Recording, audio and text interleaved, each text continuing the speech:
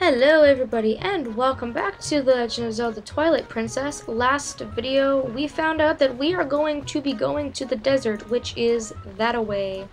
We met with Talma's friends at the bar, and we're now going to call on Fierre's help. You never thought this guy would be useful, only that he would, take your money and completely rip you off. But alas, Aru's gonna help us. So, can I show you this? From old Aru, huh?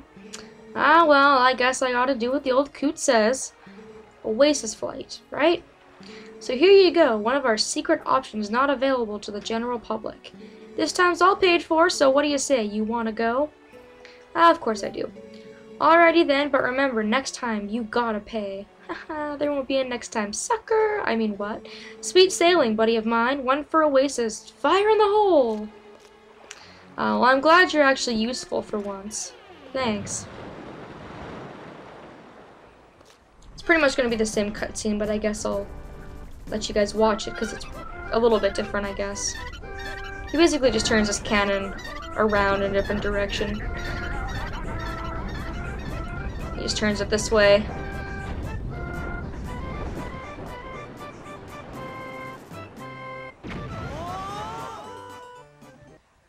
And we're blasted off into the Gerudo Desert. One man versus a lot of sand. Oh, I love how Link just stands there. So awesome. Wait, Link.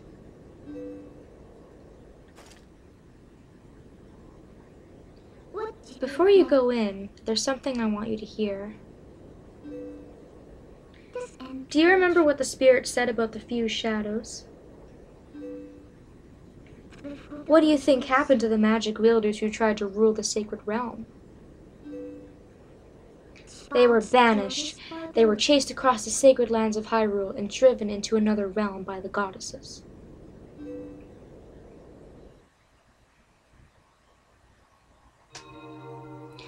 It was another world entirely, the antithesis of Hyrule, where the sun shines bright.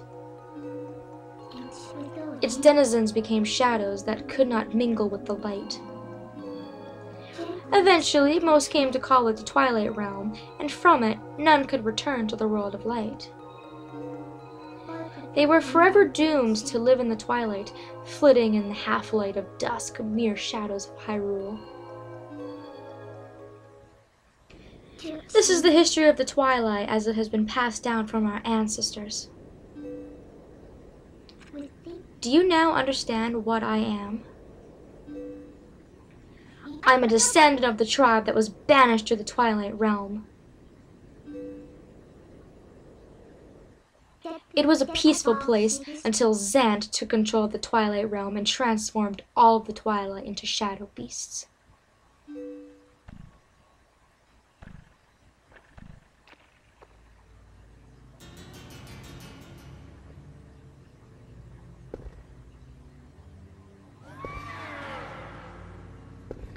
It's clear to me now that he somehow gained a great evil power previously unknown to our tribe. In any case, I was sent from there and could no longer get into the Twilight Realm without his power. But there's another tale told by my people.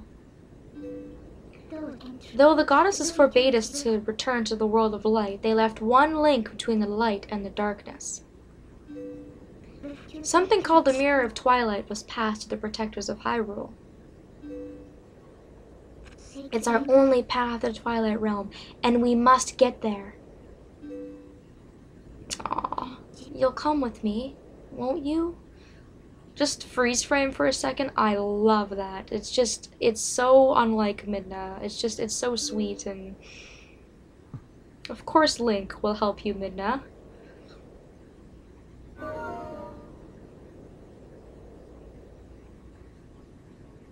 So here we are in the Gerudo Desert with a lot of sand and heat and nothingness. I really do like this theme. My recommendation in here is to just travel as a wolf because it's a lot faster. And obviously there's no people around, so you can kind of just transform willy-nilly. There's also lots of cracks, so you have to be careful where it is that you're going, because you might be cornered or sectioned off in certain parts. So this place has a lot of Poes. I'm gonna pretty much ignore all of them because I'm not doing Poe collecting right now, but if it was nighttime, there are a lot of Poes in this area. And it's a very wide open space, so I'll probably miss a few things, but I figured while I'm here, before we get into the actual temple, I will try and pick up as many things as I can. Of course, we're gonna have to make a return trip here, though, so...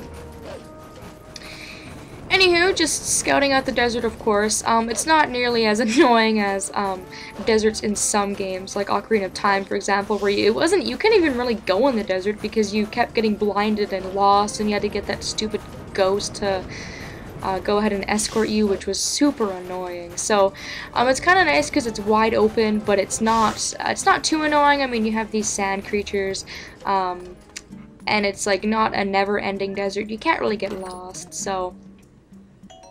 Normally in a lot of games, I really hate desert levels because game developers just seem to love to put in, like, just the meanest things in desert levels. I don't know what it is. I guess it kind of is trying to emulate, like, in real life, if you were caught in a desert, you would be just pretty helpless, in all honesty. Over here is a puzzle we can't do yet. I do believe that's a heart piece up there. I might be wrong, but I'm pretty sure it's a heart piece. We'll have to come back for it later. I'm just gonna try to make a note of its location and just show you guys where it is, because we have no means of getting there right now. Let's go over here. There's a big piece of something or other sticking up over here, which is interesting. What is this? Huh. I also like how, like, the sun is setting, so the sun is, like, big and bright as it's going down over the horizon. Alright, so, of course you can grapple onto these, like, cactus flower things with your hook shot. Not hook shot, sorry, claw shot. Wrong game! And then you can also grapple onto this flying creature. I don't know what these things are called. I mean, it probably has a specific name. Wait for it to fly around, and then go ahead and drop down. Now, what in the world is this?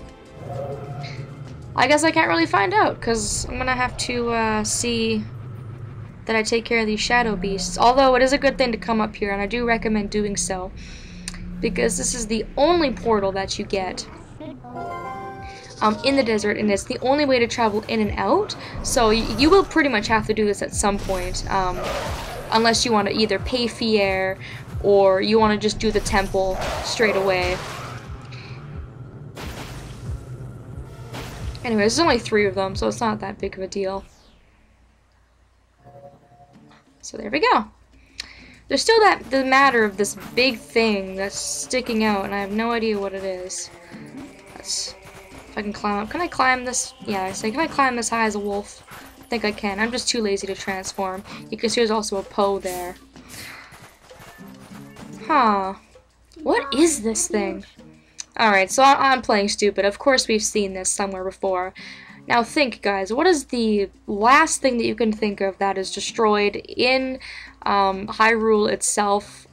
It's in Super Smash Bros. Brawl. It's a bridge. Hint, hint, wink, wink. Yeah, it is actually the Bridge of Eldin. Like, in the beginning of the game, a piece of it was warped away, and it makes it really a big pain in the ass to get from, like, this part of Hyrule to this part of Hyrule, because you can't use the bridge.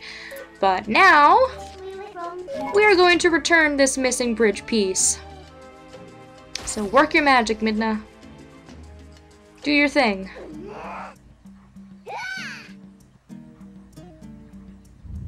And just like that, she lifts a big building with the power of her head.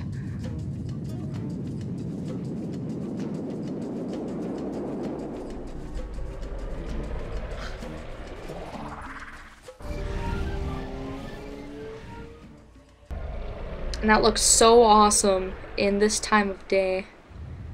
I gotta say, it looks really nice. But there we go. That is the bridge piece restored. So now we can ride my ass all the way through Hyrule.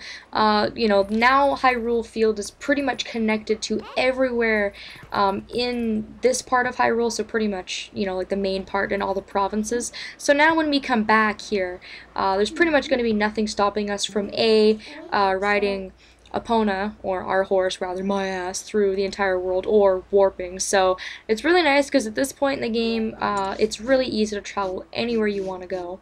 But for now, we're going to go back to the desert. That is where our business lies.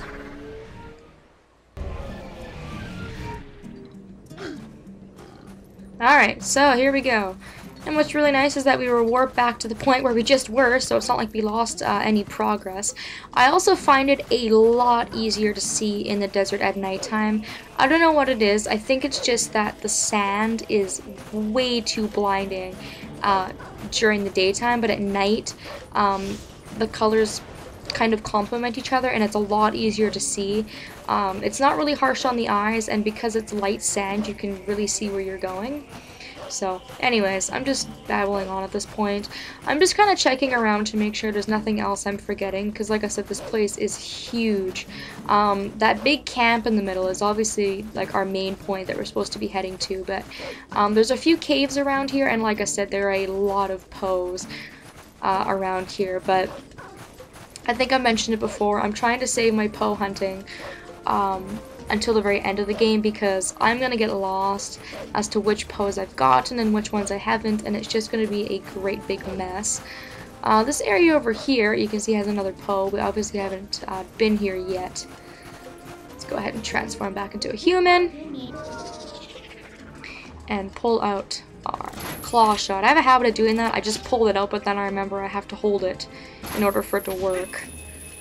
Alright, so drop down. And I'm going to transform again. I'm going to completely ignore that Poe for now, because there is an area, I think, below where he's standing that I want to dig into. There we go. There's a cave in here with another Poe. Now this area is really mean, because I think there's 2 Poes in here, maybe 3. And they're just out to make your life a living hell, because they're really mean, as you can see. They're just here. They're gonna team up on poor Link. So I think it's only the Poes that are in here, and there's maybe a chest. You can see there's a few places for your lantern. So go ahead and light that torch. Light this torch, and there should be one on the other side that we can light, which will make a chest appear. And getting away from these jerks, I'm gonna go ahead, roll up here, and I do believe there is 100 rupees in this chest. Let's go ahead and fill up our wallet a little bit, get smacked around by these ghosts. I'm coming back for you. Don't forget it.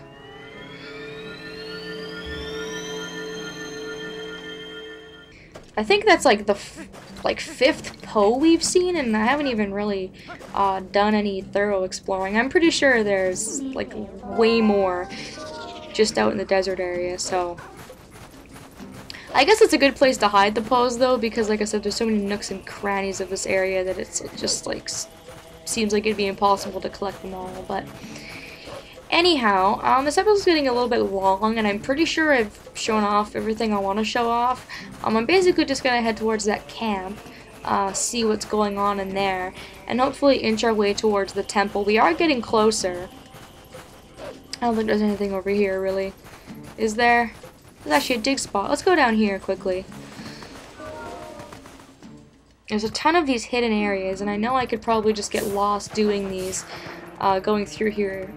But this one is one that like completely like screws me up, because I keep thinking there's more in this cave than there is, but I'm pretty sure in this cave this is just an area to get like jelly, because there's just like all these jellies kind of floating around.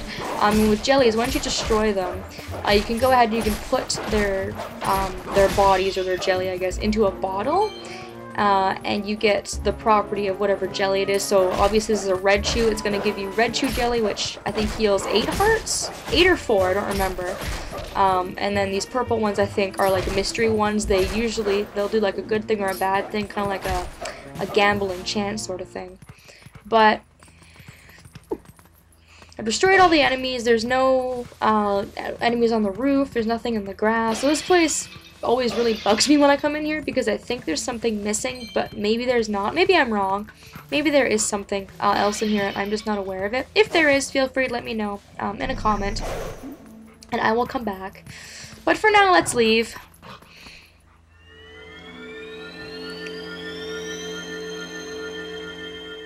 And for now, I think I'm good. I'm just going to take a quick scout around, guys, and just make sure I didn't miss anything of utter importance. I will do some quick scouting and meet you guys back here. So thanks for watching, and I hope to see you next time.